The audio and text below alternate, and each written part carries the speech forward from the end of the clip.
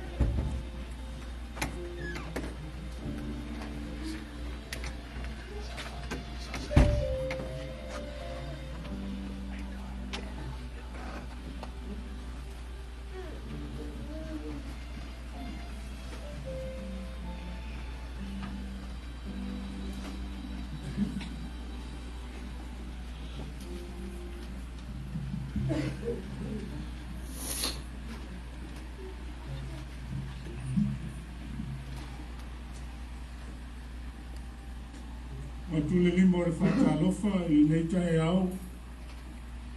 E au tutoa o le kātou tua. O whalofa atu. Ka marole, marosi mai.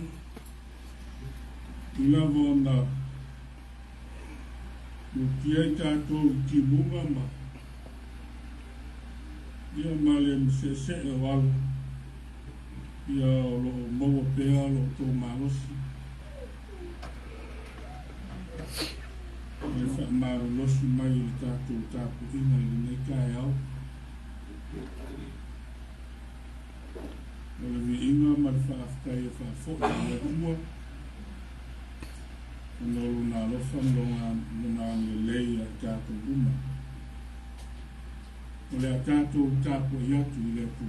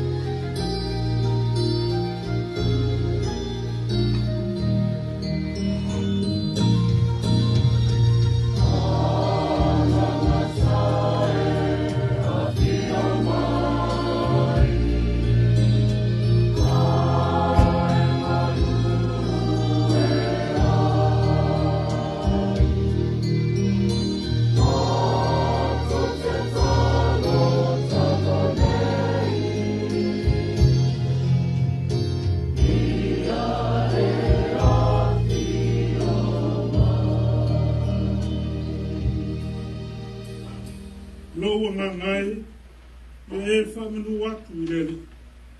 O mea mawhoi o te tonu I a te au I a whamanu I lona swapa ia. Loa ngā ngai e whamanu atu I lele.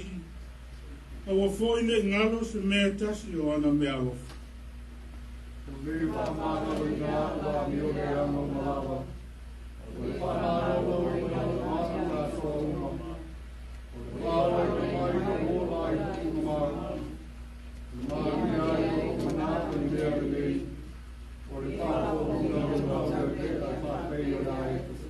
Nā tō whaitau whatasi.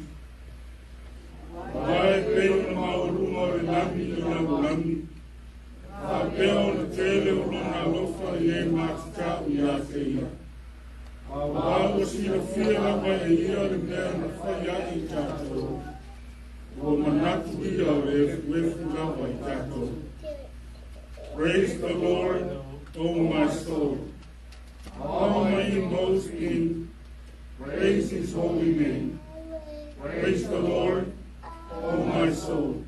And forget not all His benefits, who forgives all your sins, heals all your diseases, who redeems your life from death and crowns you with love and compassion, who satisfies your desires with good things, and your youth is renewed like the eagles. For as high as the heavens are above the earth, so great is His love for those who fear Him. For He knows how we are formed. He remembers that we are dust. Tātou te tau. Ioe le atua silsilese lo mātou te mā. E whamanu atu o mātou anganga I lau fio. A ifo matapua I lau fio le atua soifua.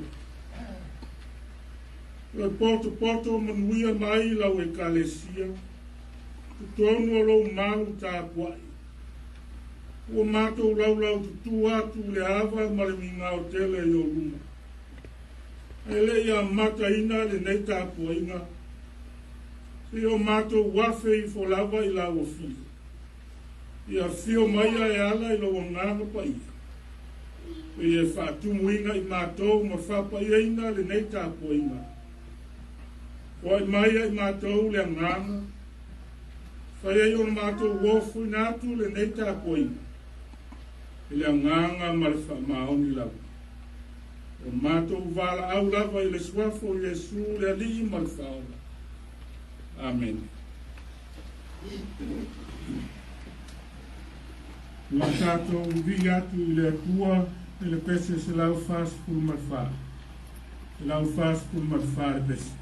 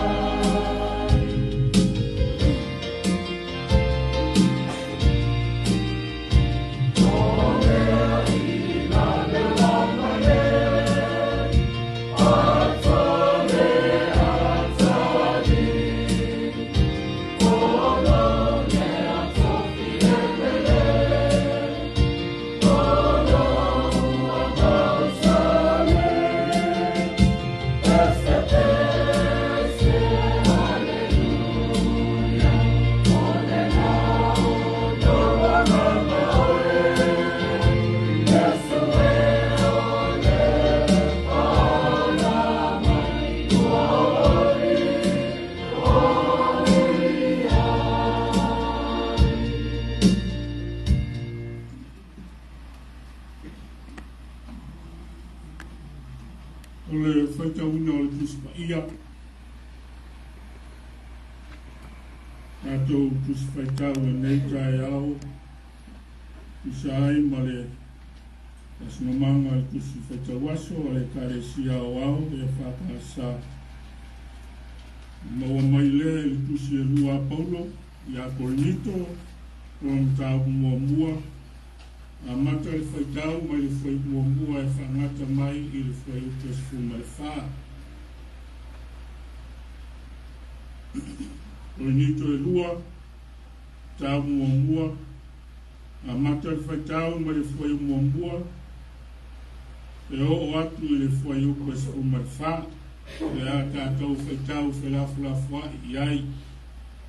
Pa whonga maia, inisio a whiopa ia o tātou o i.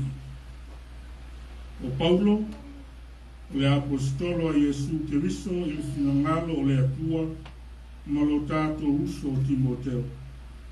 I le kalesia le atua o Korinito, a toa ma le aupa ia uma o ia, o ia kaia umalawa.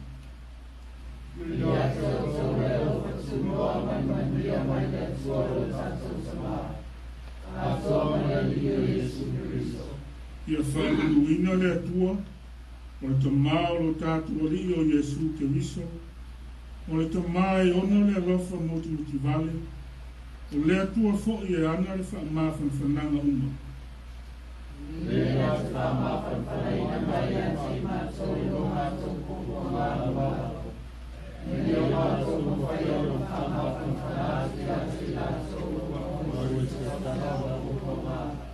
I le whaamawhanwhananga o whaamawhanwhanaina i mātou i atua. O wape o na tele ia i mātou o ki ngā o no Keriso, o whape foi o na tele o le whaamawhanwhanaina o i mātou i Keriso.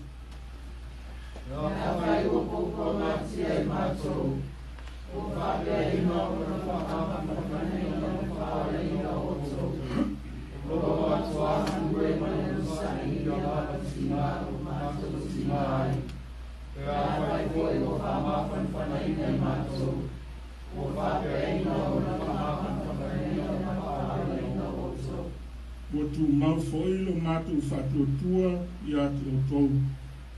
Lo mātou i loa, whapei o na whatasia o tōu i ti ngā, whapea foi e whaamawhanwhanaina. Wāia soe, mātou te loto i leo tō i loa mātou koko mana o mai a te mātou i Asia. Sasi sio na mapasio i ai mātou, e nā ue a kō mātou mātou, nā o lawa i mātou mātou i mātou. Ai mātou, sa i o mātou loto i manatu o le aoti. Nei mātou whatuatua i a te mātou, a ia whatuatua i le atua na te toi whatuina e woti.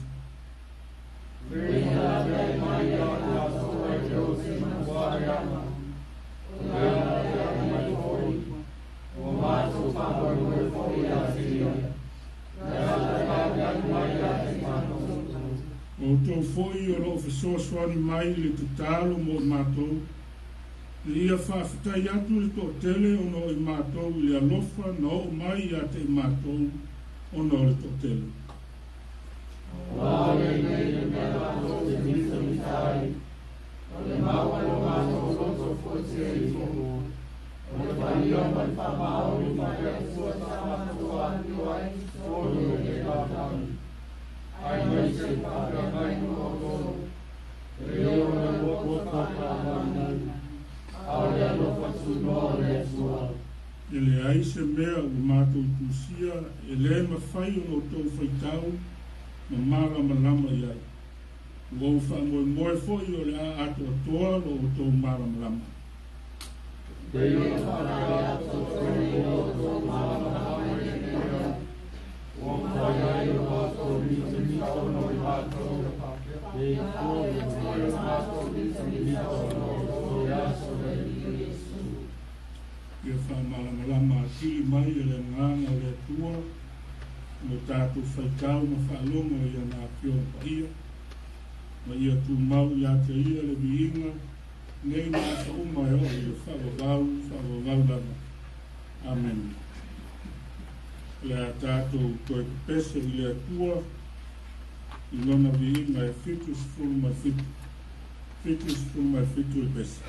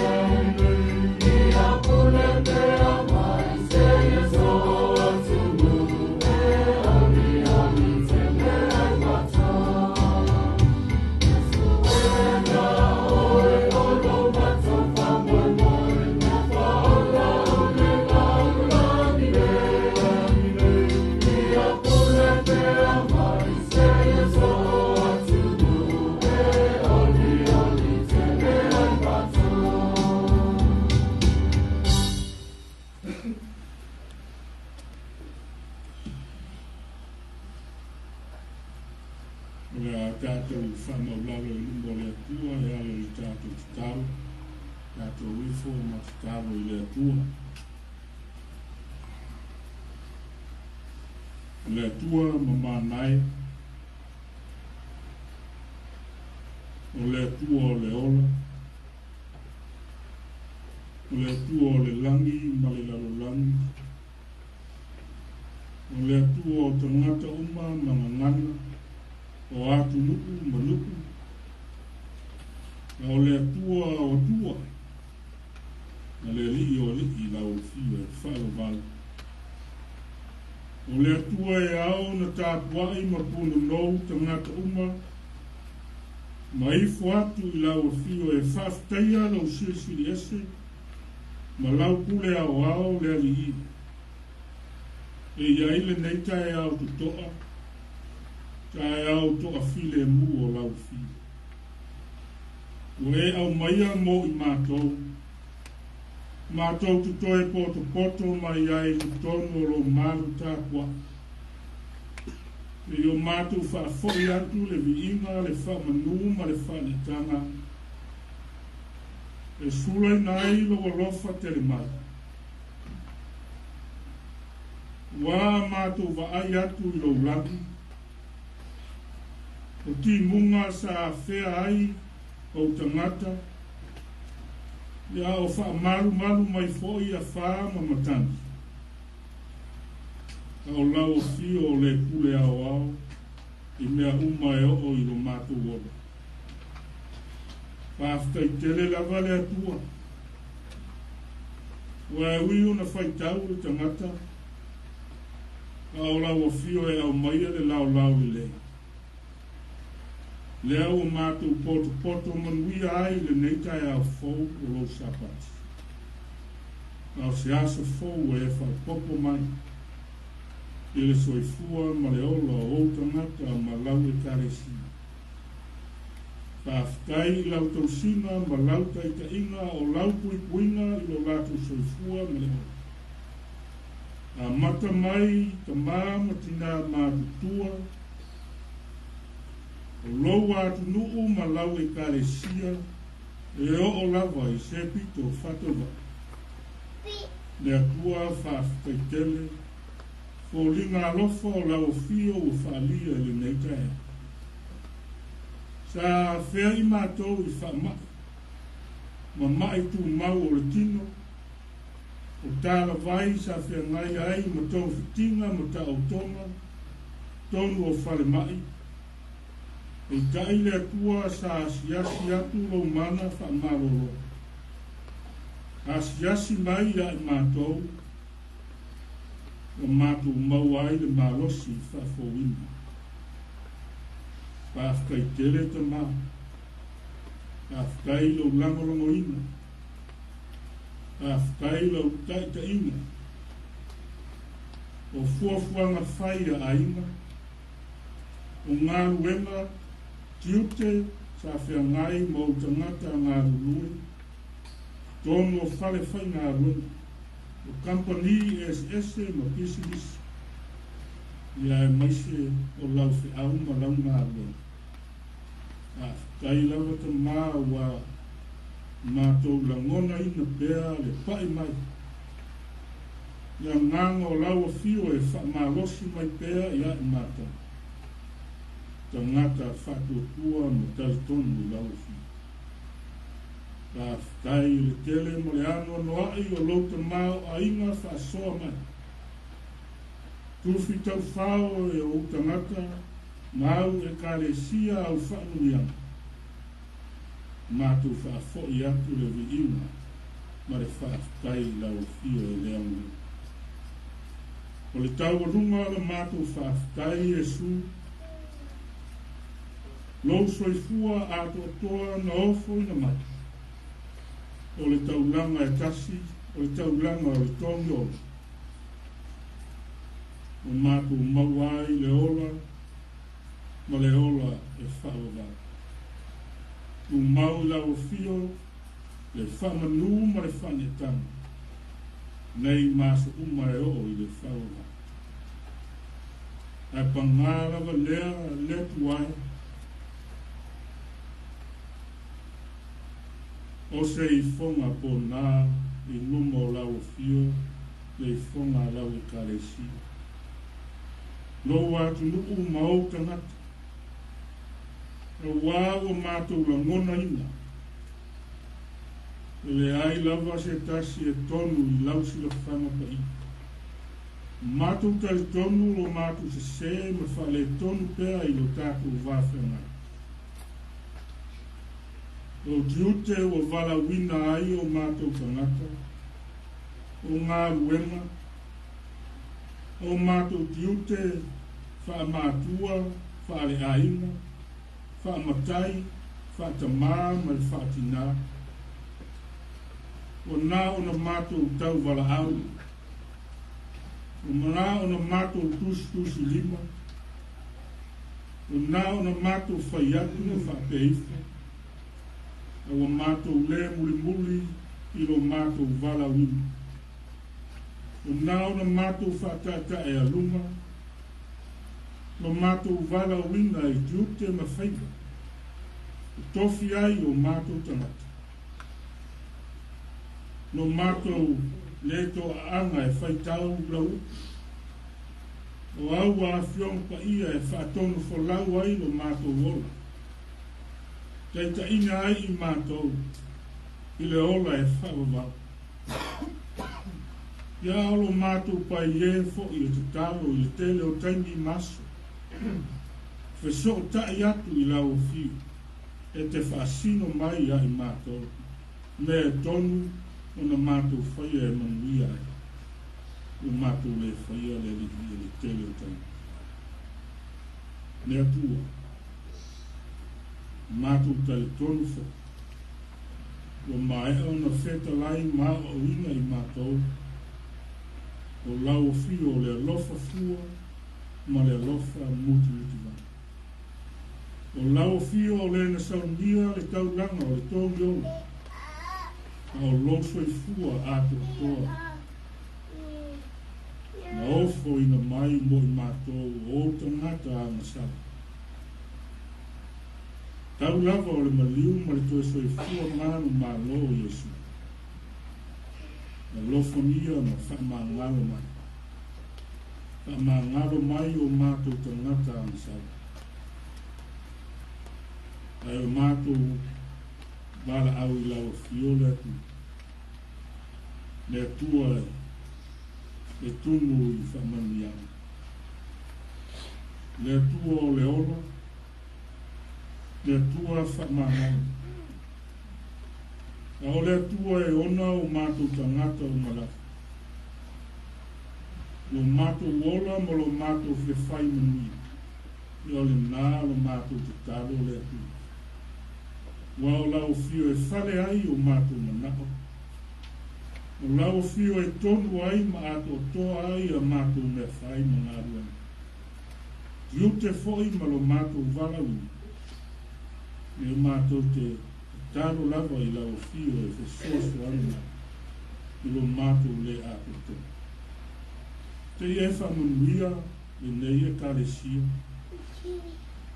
O au ona ngā lulue. A fionga I te akono, lau au ona au ao ma whale tua. Ka mā tina mātutua o le māwhitanga a tina. Ko se la o le nei e karesi. E mātou te ngāru e fua le atua, e au noa malo whakasina.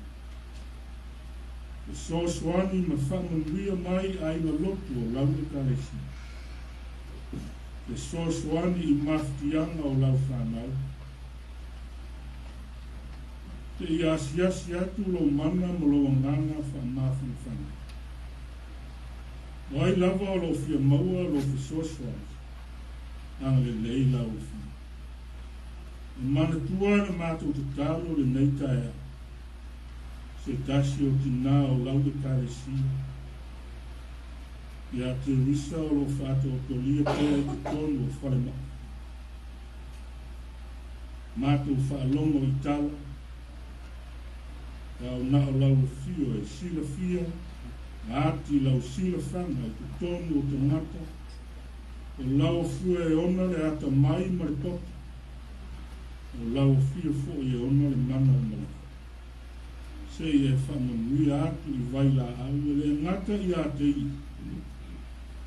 O lau whanau uma o lo whata o tolia e te tono wharemai, ka pēr te tono ai. Asiasi atu lo whamunianga I a ilato. Ka manuia I vaila au ma fuala au whaangaini. Ka manuia I tono whitinga masa I lilinga o wala atu I ao li ima ka maitai fo mai. O wai a ilato au le poto mai lau fi.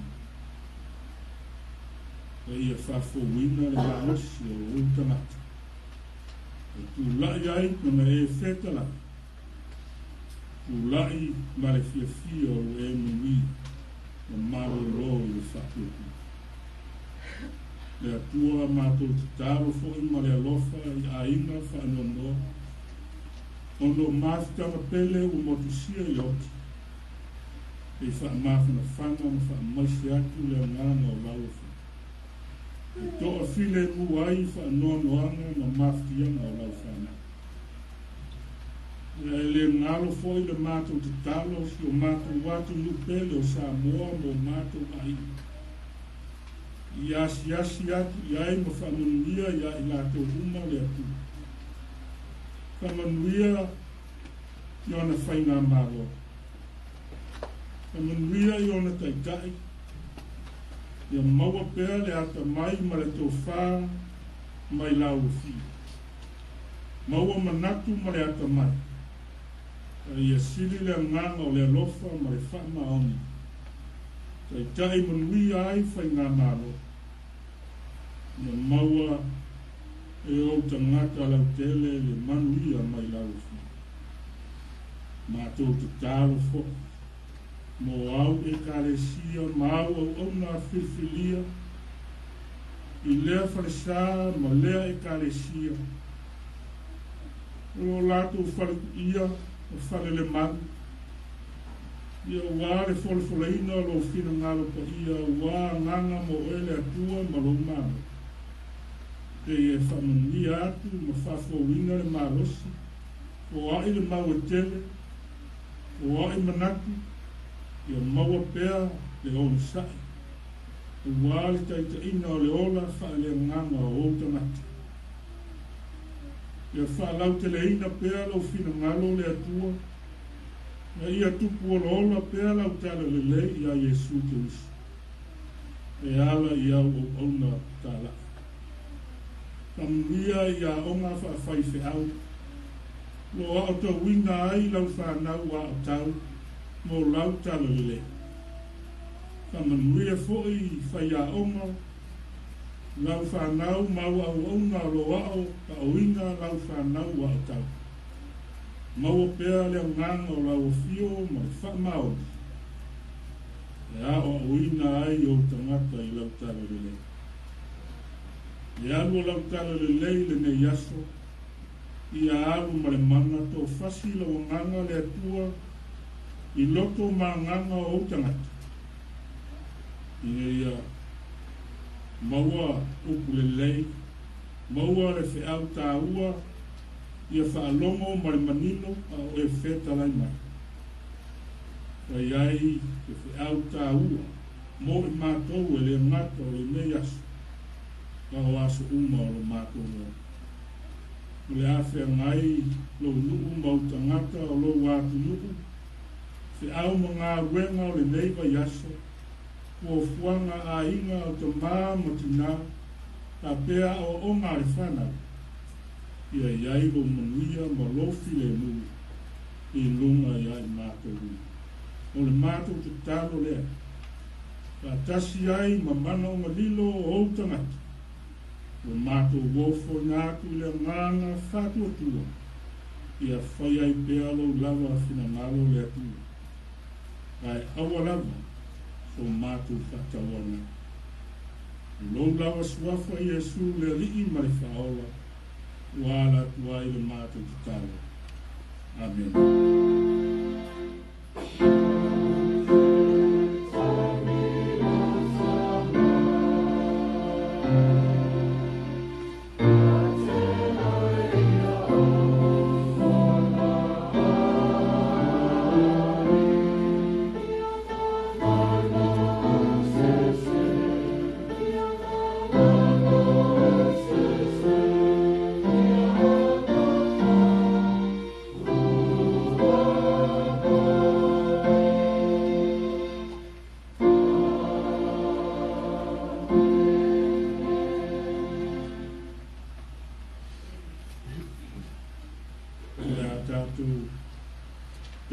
Pese se la vamos por malvado.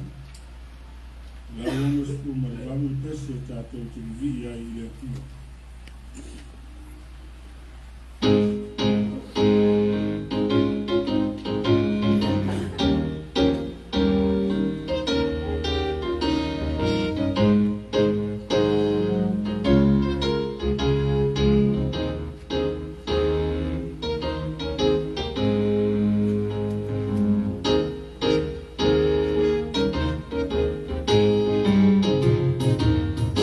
Maya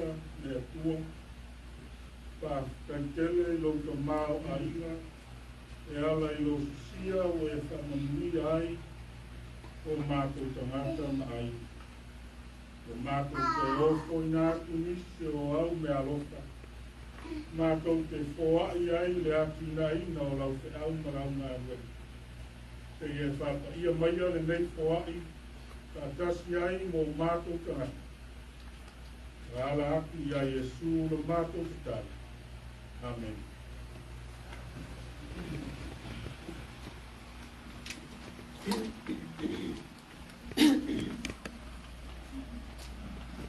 O le tātou launga I le suafa mamaru o le atua le tamā, ma le alo, ma le anganga paia. Amen. O le matua, o le neita e ao, ito e rua, ma tāu mua, o lona fuai upu e tolu, ma le fuai upu e whā. Ia whamanuinga le atua, o le tamā o lo tātua li o Yesu ke riso, o le tamai ona le alofa mu atua fo I ana le whaama o le na te whaama whana I na mai a te I mātou I lo mātou puapua ngā umalawa Ia ia mātou mawhaia o na whaama whana I a te I lātou o maua I se tasi lava puapua ngā I le whaama whananga o whaama whana I nai I mātou e le atu au tū whiwhilia o le neita e au. Ngona le taotaomia. Ngona le taotaomia. Feeling overwhelmed. O le masani o le tangata e kālesia. A o I na sauni e tāpua I le atua. E nofo file muifo I laro. Ai mafo fau ma te talo le mu. Na ia la ngona le pai mai o le anganga paia. E longa e, koi e tātou lewe. E whape nā, tā pena ai. Tā pena ai lon tangata. Ave ese ai la ngona taotaomia. Ai ma futa sa loto o lana tāpo ima I letu. Aso lai. Ulu atu wharesai, tate wa ai le tina o spama, ta whai mai lana mafuanga a lo te talo ifu. Ka pēnā fōi o tātou tanata. Le ala fōi lea e tātou te tutu lai ai. O lana e kalesia mo tangata i le amatanga o le saunima. I le ava ma le mi ngau tele i luma o le atu. A o le whai longa le ngā o le ofo i natu o le tangata atoa. I le loto ma le anganga atoa. E vivi ma whamanuina le atua. E ae tau tala ai paulo i lana tusi. Ka mai ona le alofa motu uti wala. O le atua fo i ana le whamafana whananga uma. I o tātou whawhita una. Ma pupo ngā e taotaomia ai i Lagona. Profound praise to God for his comfort of all our problems and afflictions. O tātou whaitau ma whanongolongo. I le tusi whaitau o le nei asu sā. Wa amata le tusi ala apostolo Paulo i upu whawhailo ai. Warna upu e ofu alofa atu ai mole e kalesia le atua o i Korinito. Ia toa ma le aupa ia uma ia kaia. Paul started his letter with introduction and loving words to welcome the Church of God in Corinth and to all God's people throughout Kaia. O le manuia ma le file mu mai letu. Praise and peace from God. These are familiar greeting of Paul. Le ngata wana upu whawhailo ai. A upu whamanuia mai le atua le tamā. E whamanatu mai ai o tātou o le whanau o le atua. O le atua o whamawhan whananga uma. Le au na vi ia na whamanuina alona suata i. Paul opened his letter by praising the God who gives so much mercy and comfort to the apostles and all believers. Ulo tele o na whao ngai paulo le upu whamawhan whananga ma le whamawhan whanaina. I lana mo li mau e tusa ma le whetai ai ma le whengai ai ma le ngāruanga a Iesu Kristo. O le ale winga o iu. Mole ekalesia I Korinito. Paul uses the word comfort many times in 2 Corinthians, chapter 1, verses 3 through 7. And what it means. Le winga lava I o le upu whamawhanawhanga, o le whamaisi, o le whautu matani, whaloto matala, o le whawhile mu, e fuara ngā ruenga whamawhanawhanga I le tūlanga ma le mea o tupu ai. Ai mō paulo lava I. O le whamawhanawhananga ma le whamawhanawhanaina o le lato. O le malosi whaleanganga mai I le aku. To comfort someone is to soothe someone who is hurt or sad. God soothes us when we experience hardship. But for Paul, comfort is to be that God spiritually strengthens us and he encourages us in the midst of our problems. O le malosi whaleanganga mai le atua, ua whai ma vai maru, whai ma vai fofo mo I lātou I taimi uma, e whetai ai ma whita o le ngā ruenga tala. Whai ma whamalosi au. E ono sa ia ai poko ngā o le ngā ruenga tesi. Wai hui lava I na tele o lātou ki ngā, ono te riso ma le tala lele. Whape nā fo I o tele o whamawhana whanaina o I lātou o te riso. Sa maua pēr o lātou malosi whaleanganga mai le tua e whatai ai mo tina. Me tangata o te tala atu o na langona mawhatia I le ngā wena. Te apostolo o lo fia I Lagona ese. Te au vale o le vasa ma tua o le ala. Ua lofi tu wina ai o I. Lagona le taotaomia e maua pea le malosi fa le manga. Mai le tua e fa aua wina ai pea le manga. Ia o Lagona ia.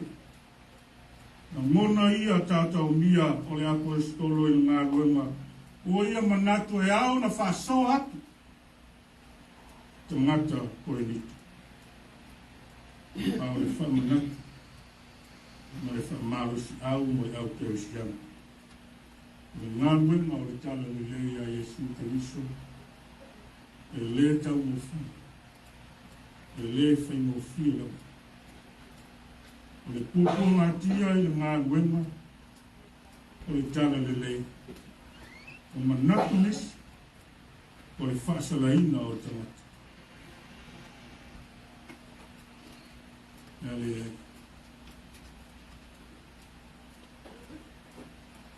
o tātou pupo ngā I le ngā ruenga.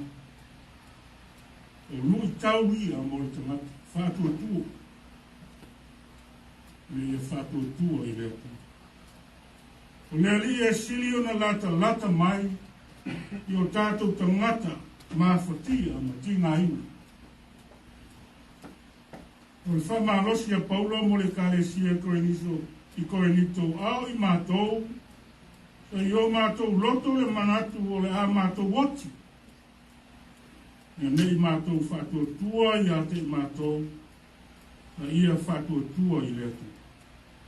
Nā te toe whatuina e woti. A whai o le liile tua o le toe tū ma le ola. E te taula I le tangata. O na whatua tua I a te ia I tani uma.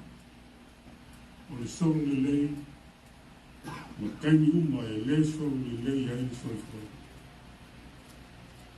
Paulo o le apostolo Fifili. O le ali. E lei filfilia e samaki. A filfilia le atua e whai ma wa.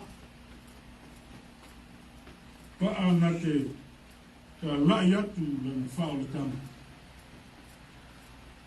O le a lava le popo ngā tio Paulo I ngā wena. A whai mai ai. O wā o le nei le mea mātou te mita ai. O pa ia mai whamaoni whaletua. E le ona o le pato whaalarolangi. A o le lofa tu no o le. Oh, so proud. I'm so proud of the gospel of Jesus Christ.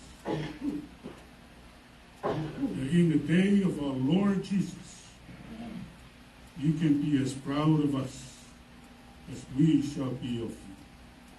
Upuia le apostolo. O e kāresia I Korinto. E Lagona le taotaomia. Te ngata uma. Ma I lea taimi. E I Paulo.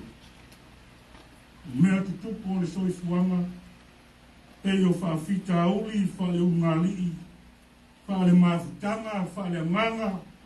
Whale ngā ruenga. E lava le whaasoa. Ma le tele o isi whaafita auli. E tai e leo whaafita auli uma. E mafua ai le Lagona taotaomia. I tangata.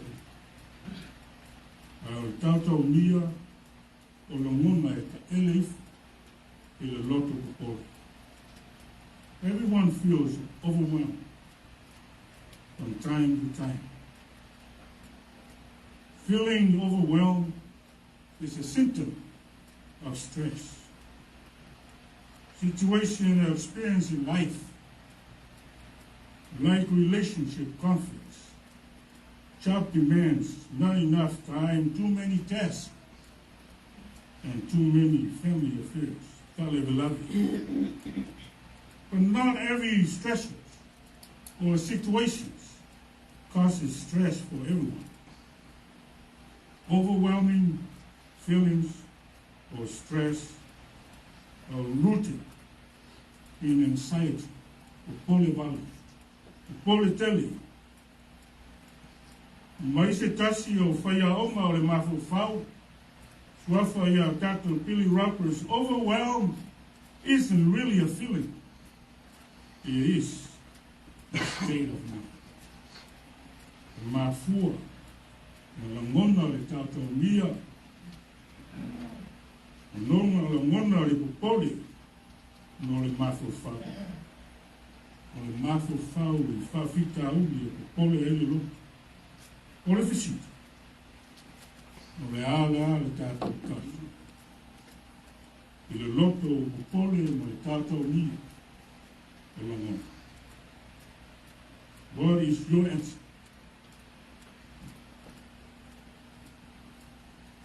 Well, overwhelmed feelings, stress. Yeah? And not me. O tato file mu. Ile mu yo tato loto ile tu. Sa ili ile tu. Sa ili fesoa soani. Tele lava o fale o lavi. Sa ili lava tamata ya tei. O telefo ia o fale o lavi e tutupu. A mau wai le ola, le mea alofa le atua. Overwhelmed feelings. Stressing out. Sa ili le. Talo i le atua. O le atua o le tato oli. Mau ai o tato malosi fale rana. Nā te mawhana ina i tātou. E a o mai taimi o kōpua mā o whita o soifua. Amen.